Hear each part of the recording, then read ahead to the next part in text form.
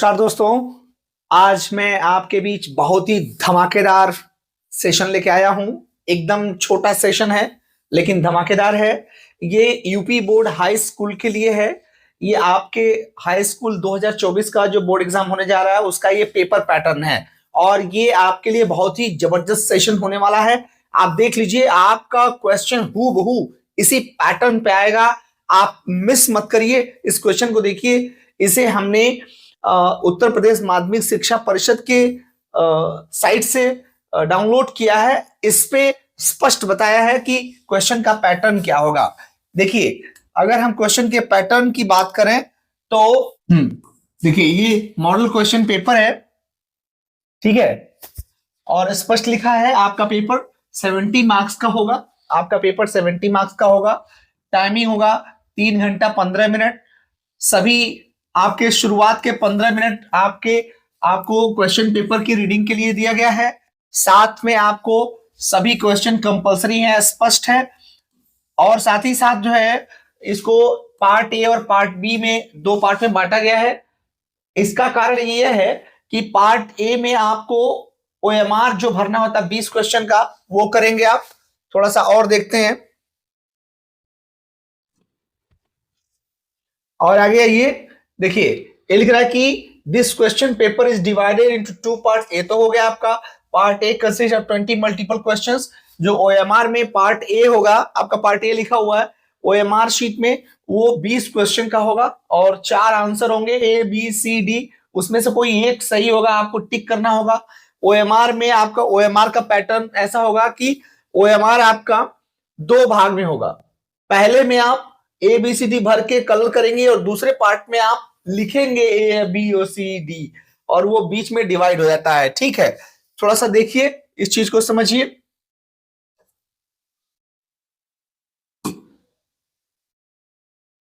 अब देखिए, अगला दिया है part A consist of 20 question. ये बात हो गई। Read the questions, question wise instructions. पहले क्वेश्चन वाइज इंस्ट्रक्शन आपको पढ़ना है। इधर देखिए, ओएमआर में आपको आंसर देना है, मैंने ऑलरेडी जिक्र कर दिया। डू नॉट इरेज, कट और use whitener on OMR sheet. OMR sheet में एकदम सुन लीजिए, ओएमआर शीट में आपको ना तो इरेज करना है, ना आपको कट पीट करना है, नहीं तो उसको काउंट नहीं किया जाएगा, इसलिए सतर्क रहें। अगला करें कि पार्ट बी में डिस्क्रिप्टिव क्वेश्चन होंगे और marks are indicated against the question. Question के सामने मार्क्स दिए रहेंगे। पार्ट ए में शुरू करते हैं और 1 से लेकर 3 तक है। इसमें देखिए, पहला एक पैराग्राफ है और इसके थोड़ा सा और नीचे जाते हैं, एक पैराग्राफ है, इसे पढ़ करके और क्वेश्चन 1 दिया है। देखिए, हम अभी पैटर्न की बात करेंगे, क्वेश्चन की बात नहीं करेंगे। पैटर्न की बात कर रहे हैं, इसलिए थोड़ा सा ध्यान रखिए, दिल थाम के बैठिए, कल क्वेश्चन लेकर आएंगे। We are unable to hear ये क्वेश्चन डिपेंडेड ऑन पैराग्राफ है। देखिए, पहला क्वेश्चन हुआ, फिर ये दूसरा क्वेश्चन है, 4 आंसर दिए हुए हैं, इनमें से कोई एक टिक मारिए और ओएमआर शीट में कलर कीजिए। आगे question number 3, question number 4 to 8 में ये ग्रामर से रिलेटेड क्वेश्चन है, ठीक है, फिल इन द ब्लैंक्स है। अब और आगे चलते हैं, 7th क्वेश्चन, 8th क्वेश्चन देख लीजिए, दिया हुआ है। अगला 9 से 10 की बात कर रहा है। पैसेज पढ़ना है और 2 क्वेश्चन के आंसर देने हैं, 9 और 10। थोड़ा और नीचे आते हैं, क्वेश्चन 11 से 13। Choose the correct option to answer the following question. इन क्वेश्चन का आंसर देने के लिए इसमें ये फिल इन द ब्लैंक्स है, यहां से ऑप्शन चूज करना है एक एक करके, ठीक है। क्वेश्चन 13 हुआ। आइए 14 and 15, read the extract and choose the answer correct option. ये एक्सट्रैक्ट ये पहले एक पैराग्राफ पढ़ना है, एक स्टेंजा है पोएम का एक, और उसके बाद उस पर डिपेंडेड क्वेश्चन है और आपको आंसर टिक करना है। 16 से 20 तक देखिए, आपको दे रहा है ये भी choose the correct option. 4 option में से करेक्ट करना है, एक चूज करना है। इस तरह से आपके 20 क्वेश्चन हो जाएंगे। अब हम आते हैं पार्ट बी पर। पार्ट बी आपके लिए बहुत जबरदस्त होने जा रहा है। पार्ट बी के लिए ये चीज समझना बहुत जरूरी है कि पार्ट बी में एक्चुअली क्या है, ठीक है।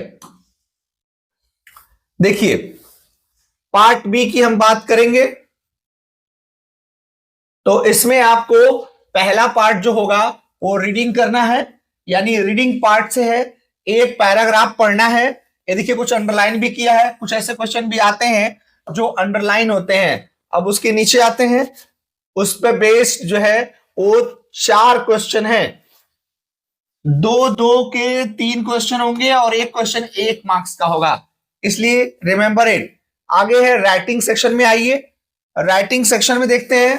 पहला है लेटर राइटिंग, तो यानी एक लेटर राइटिंग आपका आएगा फॉर्मल या इनफॉर्मल। इसमें तो दे रहा है write a letter to your elder brother, यानी इनफॉर्मल लेटर है। और दूसरा है राइट एन एप्लीकेशन, एक एप्लीकेशन लिख के आ सकता है। इन दोनों में से कोई एक करना होगा आपको, ध्यान रखिएगा। थोड़ा सा और आगे चलते हैं।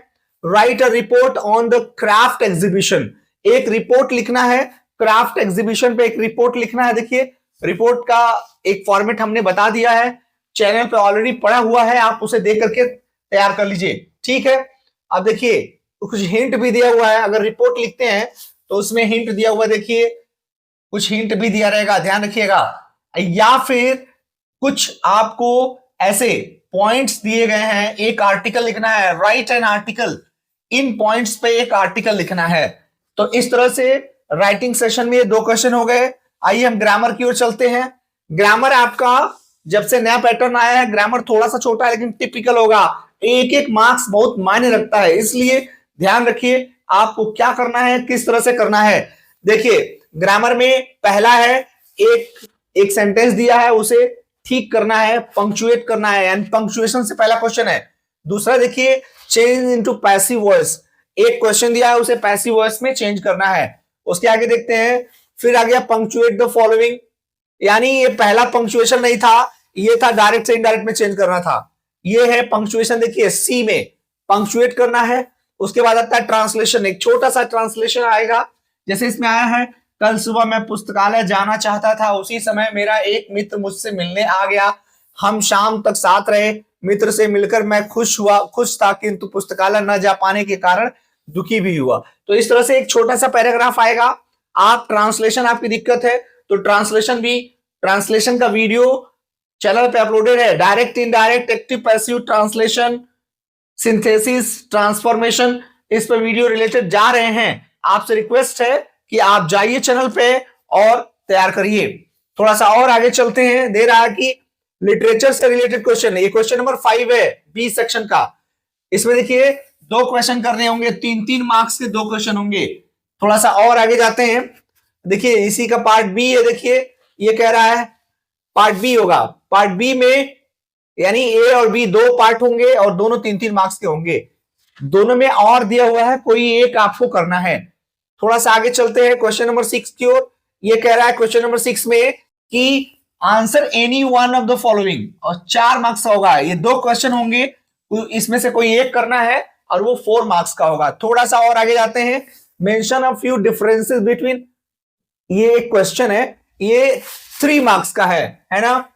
आगे देखिए right 4 lines of any poem, यानी या फिर इसके बदले में आप कोई 4 लाइन की एक पोएम लिख दीजिए, तो आपका ये सेशन बहुत बढ़िया से निकल जाएगा। आगे देखिए क्वेश्चन नंबर 8 की ओर चलते हैं। लिख रहा है कि write the central idea of any one of the following, यानी आपको 3 पोएम का नाम दिया है, fire and ice, the trees, the tale of custard the dragon, और इनमें से किसी एक का आपको क्या लिखना है, किसी एक का आपको लिखना है सेंट्रल आइडिया, ठीक है। तो आगे चलते हैं question number 9। Answer any one of the following questions in about 30 to 40 words. ये देखिए किसी एक का आंसर देना है 30 से 40 वर्ड्स में, ठीक। और क्वेश्चन नंबर 10 की ओर चलते हैं। ये लिख रहा है कि answer any one of the following in about 60 words. 60 words में आपको किसी एक का आंसर देना है ए और बी में से। और इस तरह से ये हमारा क्वेश्चन पैटर्न था, जो मैंने कोशिश किया कि आप देख लीजिए, एग्जाम से पहले तैयार कर लीजिए। कुछ इसी तरह का क्वेश्चन पैटर्न होगा। हम मिलेंगे कल फिर से। नमस्कार।